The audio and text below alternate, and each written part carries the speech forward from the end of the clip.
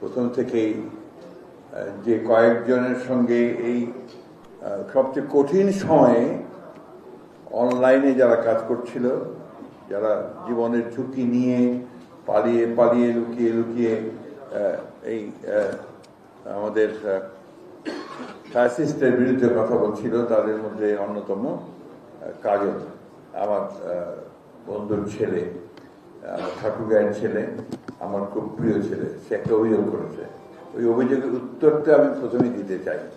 তাতে যে এই বইটা বাংলাদেশ জাতীয়তাবাদী দলের নামে প্রকাশ করা হয়েছিল সেটা আমি আপত্তি করেছি।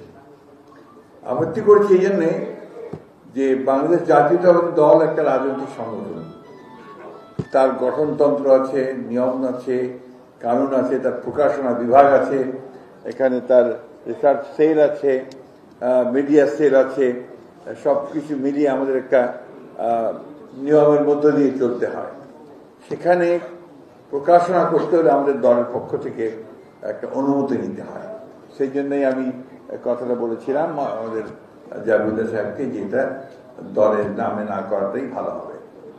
আজকে মনে করছি যে ভালো হয়েছে, এই জন্যে যে নিজস্ব একটা আইডেন্টিটি থাকা উচিত বলে আমি মনে করি। যারা এই কাজটা করছে এরা একটা বিরাট কাজ করছে। এরা আমি আপনাদের ঠিক বলে বোঝাতে পারবো না। রাজন আছে কিনা? এরা একটা সময়ে পালিয়ে পালিয়ে লুকিয়ে আমার সঙ্গে দেখা করতো, যখন তাদের জীবন ঝুঁকির মধ্যে পড়েছিল, এবং তাদেরকে তুলে নিয়ে যাওয়ার প্রতি মুহূর্তে তাকে নিয়ে যাচ্ছিল, একজনকে নিয়েও গেছে এবং অন্য অকথ্য অত্যাচার করেছে তাদের উপর, একজন মারাও গেছে। আমি সেই জন্য তাদেরকে আন্তরিক ধন্যবাদ, কৃতজ্ঞতা এবং বাংলাদেশ জাতীয়তাবাদী দলের পক্ষ থেকে তাদেরকে ধন্যবাদ জানাতে চাই। এবং একটা কথা খুব পরিষ্কার করে বলতে চাই যে যদি জাতীয়তাবাদী দলের রিসার্চ সেলে অথবা মিডিয়া সেলে অথবা অন্য কোনো সেল তোমরা তৈরি করতে চাও, সাইবার সেলে, সেখানে আমার সম্পূর্ণ সহযোগিতা থাকবে। আরেকটি কথা আমি অনেকদিন ধরে বলছি, বহুদিন ধরে এই কথাটা বলছি, দলের মধ্যে বলছি, কিন্তু দুর্ভাগ্যক্রমে এটা ঠিক সেই যেরকম গুরুত্ব পাওয়া উচিত ছিল সেটা পাইনি। আমি বলছিলাম যে এখন কিন্তু মিডিয়া পাল্টে যাচ্ছে। এখন খবরের কাগজ, ইলেকট্রনিক মিডিয়া, এটাই শুধুমাত্র আমাদেরকে প্রভাবিত করছে না, আমাদেরকে সোশ্যাল মিডিয়া প্রচণ্ডভাবে প্রভাবিত করছে আমাদের মানুষকে। সেই সঙ্গে যে সাইবার ওয়ার্ল্ডে যে যুদ্ধ, সাইবারের যে যুদ্ধ, সেই যুদ্ধের জন্য যে প্রস্তুতি, এই কথাটা আমি বারবার করে বলেছি। আমার মনে হয় এর আগের অনুষ্ঠানগুলোতে এসেছি, আমি সেখানেও তোমাদেরকে বলেছি। ওই জায়গায় আমরা কিন্তু খুব দুর্বল। এই জায়গাটাকে আরো সবল করে তোলা দরকার।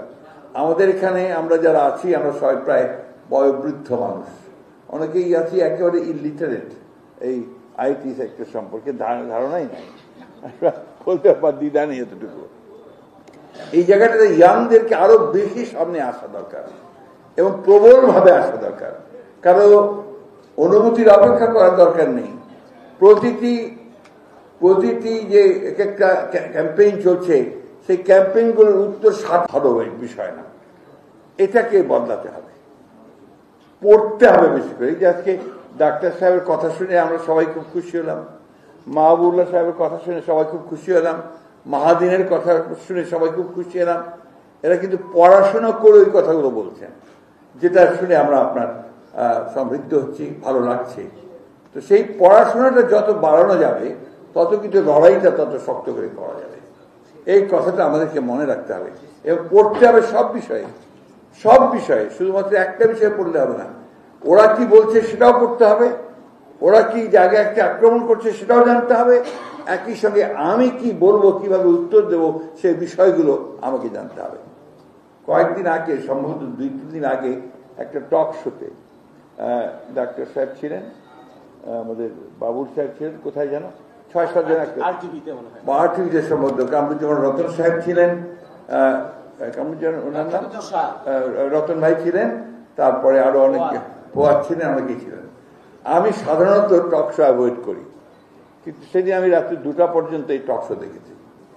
আমার কাছে মনে হয়েছে যে এই টক শোটা যদি সবখানে ছড়িয়ে দেওয়া যায়, তাহলে বিএনপি যে কথাগুলো বেরিয়ে এসছে আমাদের ডক্টর সাহেব বা বাবুল বা আমার ওনাদের কাছ থেকে, এইগুলো অনেকভাবে সেটাকে খণ্ডন করে, যুক্তি খণ্ডন করে, অন্যের আক্রমণটাকে খণ্ডন করে কথাগুলো একটু যাওয়া দরকার।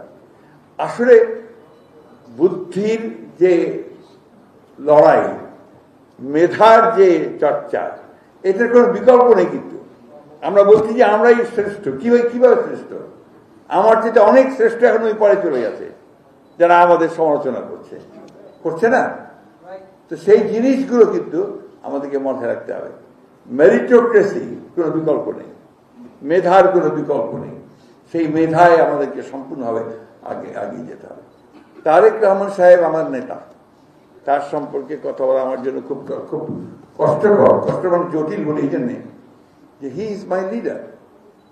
আমি তার সম্পর্কে আমি কথা বলি যে মানুষ নেতৃত্ব লাভ করে কিছুভাবে, কখনো লাভ করে আপনার জন্মগতভাবে, কখনো লাভ করে যেটা বলে ওটা পারিবারিকভাবে আসে, কখনো সে সেটা অর্জন করে নিজের আপনার গুণ দিয়ে অর্জন করে, কখনো মানুষ নেতা বানিয়ে দেয়, তাই না? তারেক সাহেবের মধ্যে কিন্তু আপনার এই নেতৃত্বটা এসেছে অনেক দিক থেকে। পারিবারিক দিক থেকে যেটা অনেকে আপনারা বলেছেন, যদি কথাটা শুনতে আমার একদম ভালো লাগে না, কারণ যিনি নেতা তাকে আমার মনে হয় যে বোধহয় কিছুটা খাটো করা হয়। তার যে নিজস্ব গুণ সত্তাগুলো আছে সেটাকে পরিবারের সঙ্গে সম্পৃক্ত করে দিয়ে আমরা ওদেরকে থেকে খুব ছোট করে দিই। তারেক রহমান সাহেবের নিজস্ব গুণ আছে, যে গুণগুলোর জন্য তিনি আজকে এই পর্যন্ত এসছেন, নাহলে আসতে পারতেন না। কেন বলছি আপনাকে এই কথাগুলো? যে আমার অভিজ্ঞতা, আমি তো বেশ কিছুদিন ধরেই কাজ করছি একসাথে। তারেক রহমান সাহেব দায়িত্ব পাওয়ার পরে, অর্থাৎ ম্যাডাম জেলে যাওয়ার পর থেকে তো ওনার সঙ্গে সরাসরি কাজ করছি। আমি দেখেছি যে অসাধারণ একটা সাংগঠনিক দক্ষতা আছে। এটা খুব কম রাজনীতিবিদের মধ্যে আছে।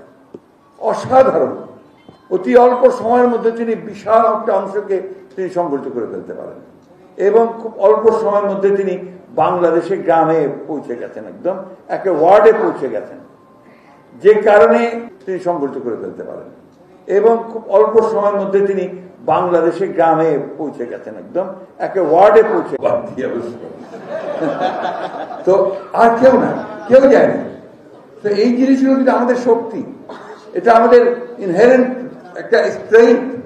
এই স্ট্রেংথটা কিন্তু আমাদের কাজে লাগাতে হবে। আর আমি মনে করি যে বিএনপির যে বিশাল একটা যুব সমাজ আছে, ছাত্ররা এখন উঠছে, এইটাকে একটু ইনডক্ট্রিনেট করেন, তাদেরকে বিএনপির রাজনীতিটা মাথার মধ্যে ঢুকানোর চেষ্টা করতে হবে। এটা আমাদেরই করতে হবে, কিন্তু আমি আপনাদেরকে বলছি যে এই চেষ্টাটা আপনারাও করেন।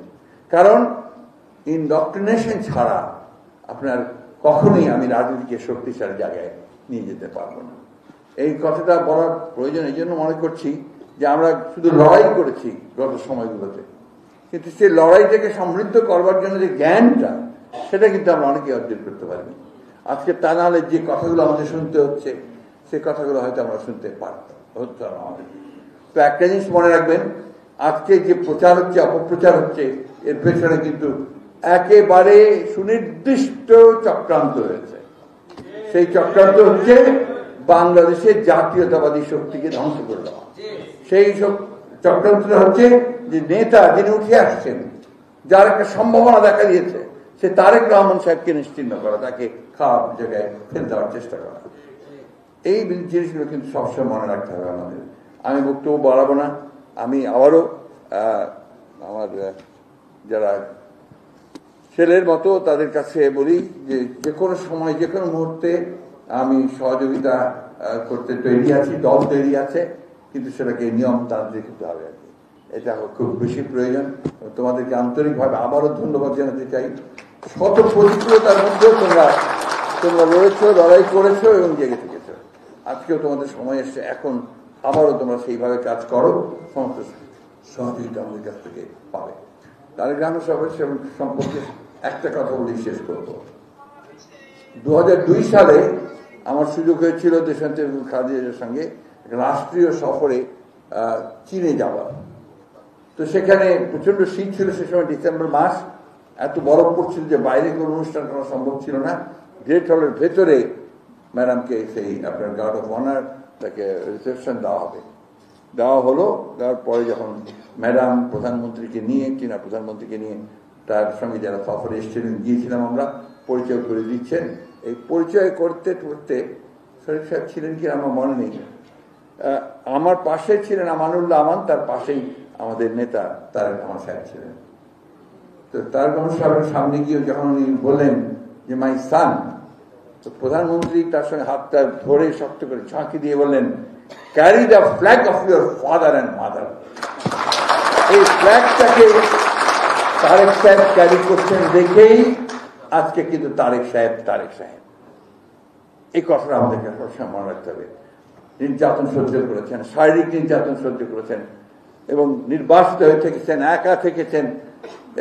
এই যে একটা চরম একটা পরিবার থেকে বিচ্ছিন্ন হওয়া, সবকিছু মিলিয়ে তারপরে কিন্তু তারেক রহমান সাহেব মাথার মতো করেননি তার মায়ের মতোই। তার মা যেমন মাথা মতো করেননি, তিনি তেমনি মাথা মতো করেন। এইখানে তারেক রহমান সাহেব নিঃসন্দেহে আমাদের হোপ, আমাদের ভবিষ্যৎ এবং আমাদের ভবিষ্যৎকে আমরা নিই। ধন্যবাদ।